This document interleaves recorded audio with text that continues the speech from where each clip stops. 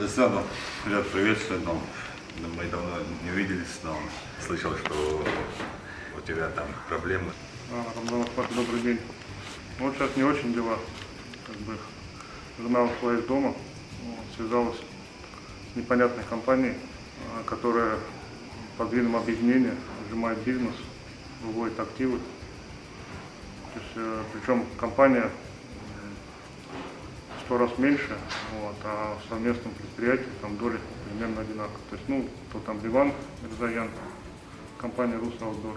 21 год женатый. Сколько детей у вас? 7 детей. 7 детей, да. И это вообще, да, не человеческий, да, подход, да, вообще, да, семью разрушить, да, это не мужское, там, даю слово, да, не позволю там вмешиваться, да, такими там путями, да, семейную жизнь разрушить. Какой-то Ливан там забрал бизнес, это рейдерство. Еще я слышал с ним там из Кавказа, да, есть люди, я их тоже не считаю людьми, и это не мужские, да, поступки, тем более в Кавказ, да, их не примет. Я им говорю, да, если вы мужчины, да, не делайте, да, этого, да, вам я это не прошу, да, выходите со мной на связь или с Адамом. Как вам не стыдно, будьте мужчинами. Это рейдерство. Но я знаю вы никогда не были бизнесменами, вы всегда занимаетесь рейдерством.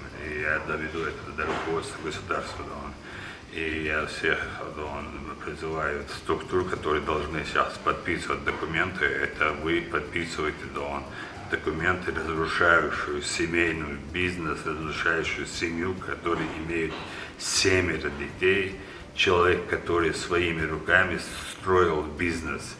И этот бизнес, да, разрушая семью, забирает какие-то черти там. Я за этим делом там буду, да, до конца идти там.